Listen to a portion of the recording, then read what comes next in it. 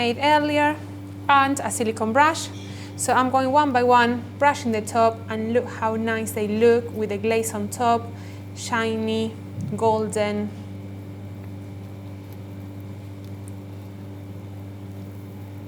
Also the glaze, apart of giving you extra flavor and extra sweetness, they're going to help you to keep them nice and moist for a bit longer. So usually when you make these buns, they can stay good for about 2 days because the amount of glaze that we have in.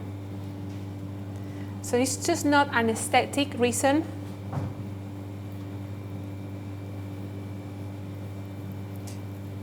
I mean, look at them. Go for a little bit more in here.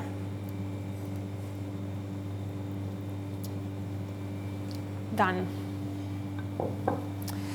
So I'm just going to keep them on the tray for about 15 minutes, and then we're going to slice it to see how do they look on the inside, and we can talk about how to eat them. So 15 minutes to cool down, and then let's see what we have inside.